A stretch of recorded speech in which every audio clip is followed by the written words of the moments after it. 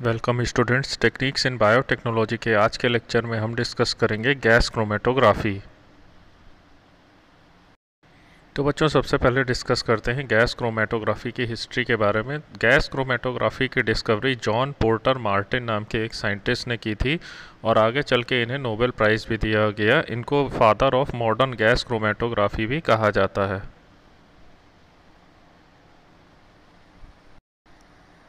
तो बच्चों, अब डिस्कस करते हैं गैस क्रोमेटोग्राफी की डेफिनेशन के बारे में। क्या होता है गैस क्रोमेटोग्राफी? गैस क्रोमेटोग्राफी भी अदर क्रोमेटोग्राफिक मेथड्स की तरह एक सेपरेशन का मेथड है।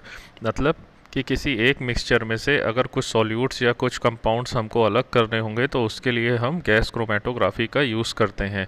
लेकिन ये किस तरीके के मॉलिक्यूल्स को सेपरेट या डिटेक्ट करने के लिए यूज़ होता है?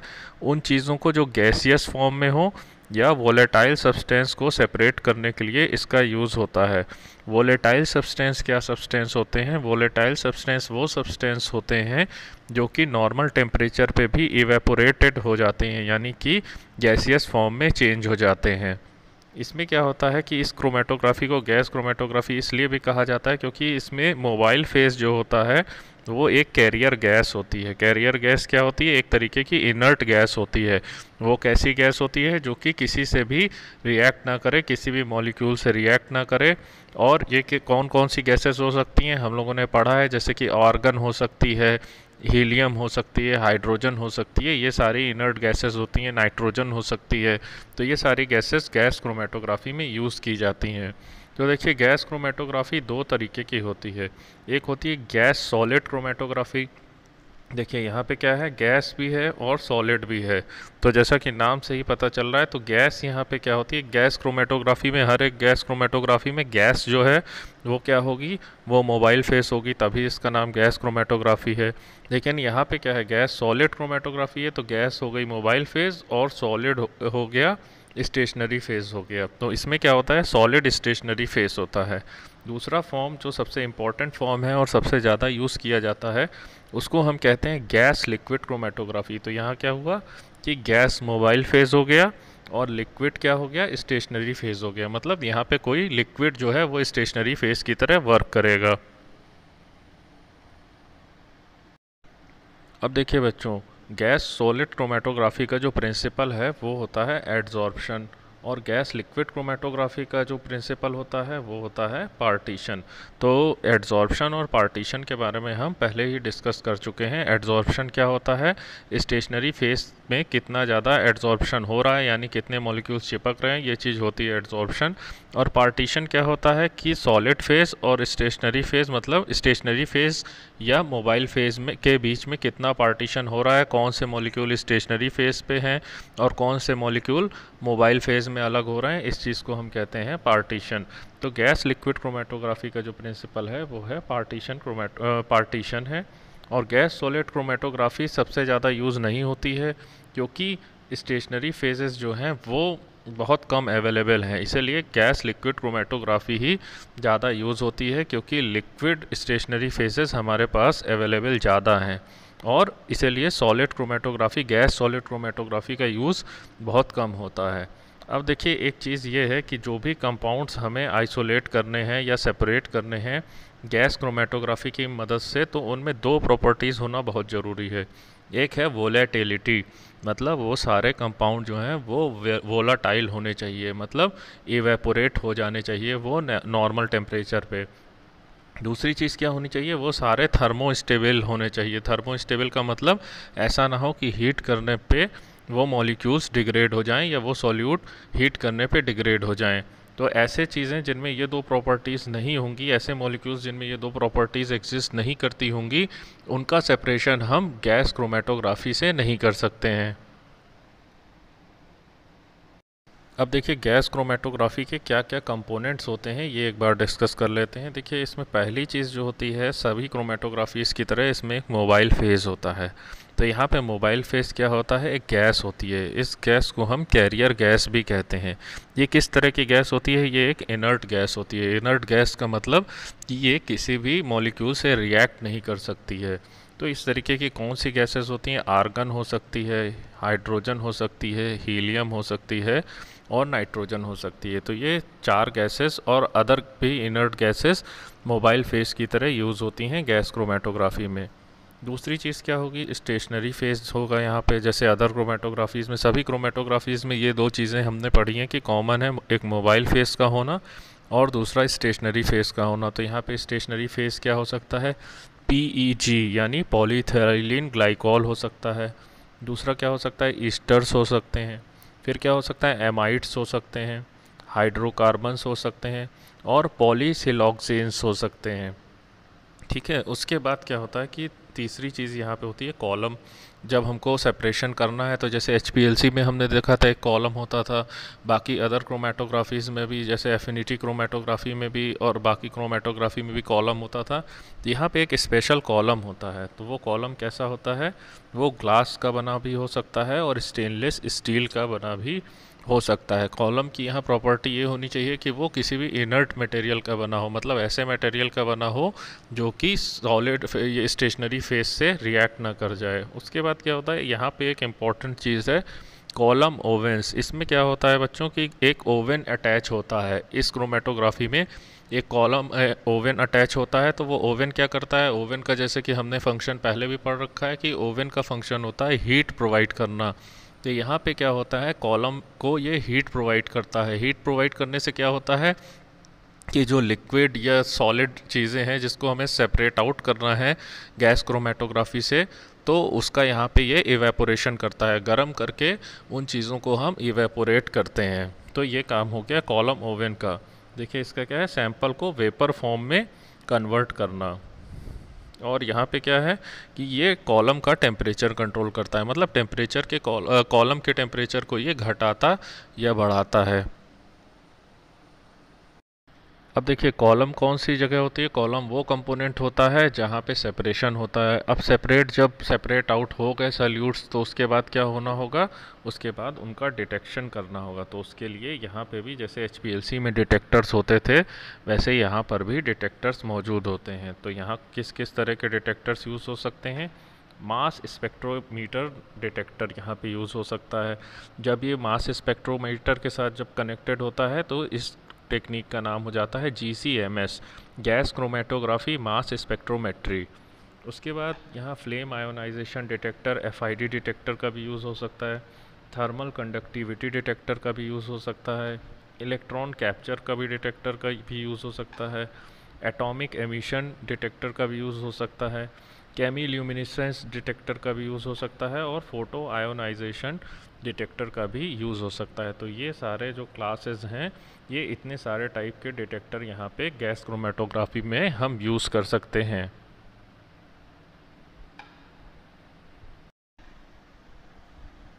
यहाँ पे देखिए वर्किंग बताई जा रही है।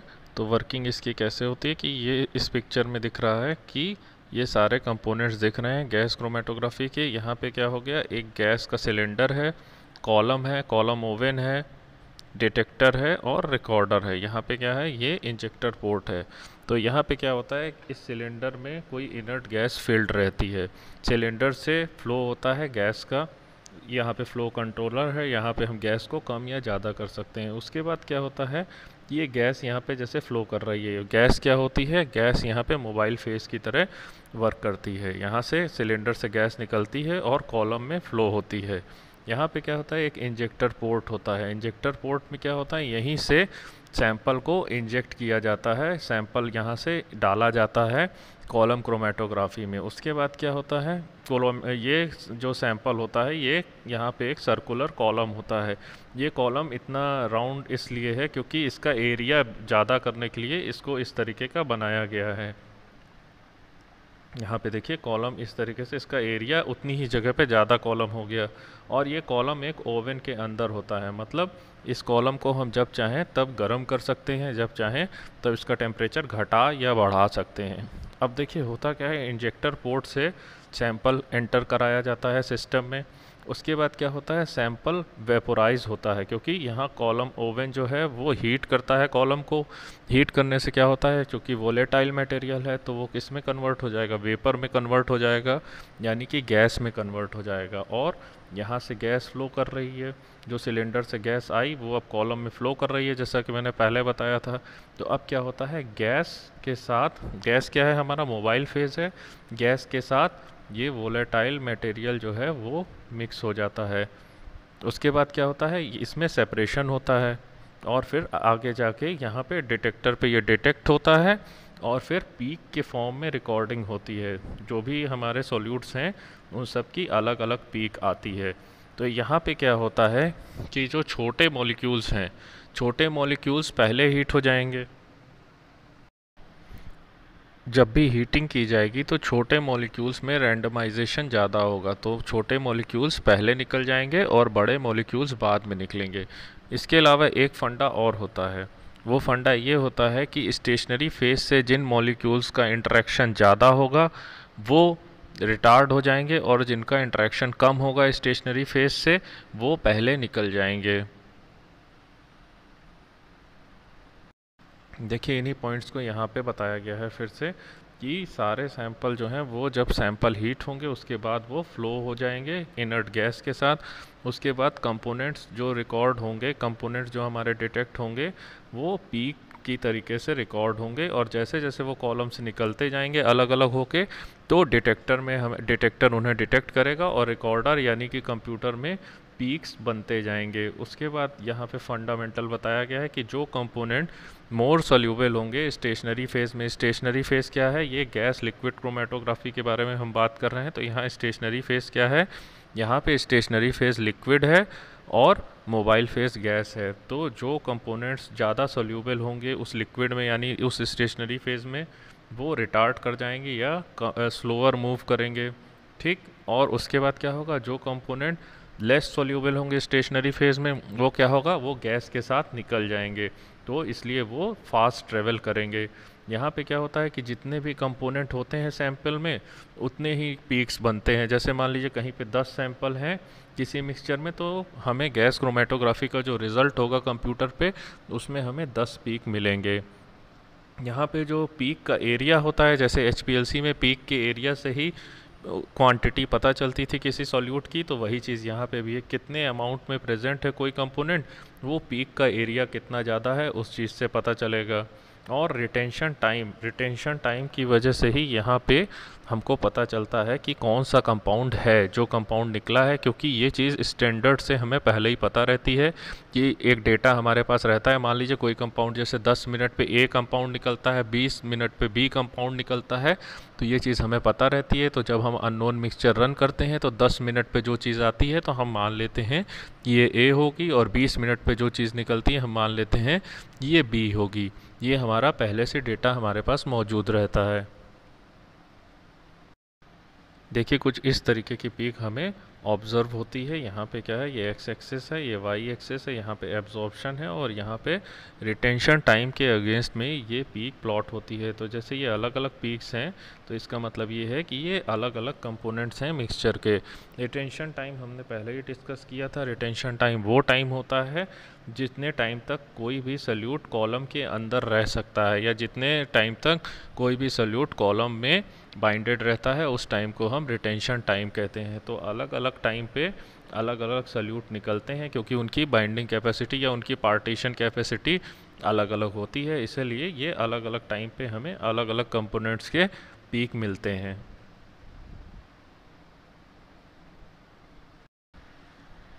अब देखिए क्या एडवांटेजेस होते हैं जीसी के, ये डिस्कस करते हैं। पहली चीज़ ये है कि इसका रेजोल्यूशन पावर जो है वो बहुत ज़्यादा होता है। रेजोल्यूशन क्या होता है यहाँ पे क्रोमेटोग्राफी में, किसी भी क्रोमेटोग्राफी का अगर हम कहेंगे कि रेजोल्यूशन पावर ज़्यादा है तो मतलब दो कंपाउंड्स को सेपरेट करने की जो पावर है वो उसकी बहुत ज़्यादा है।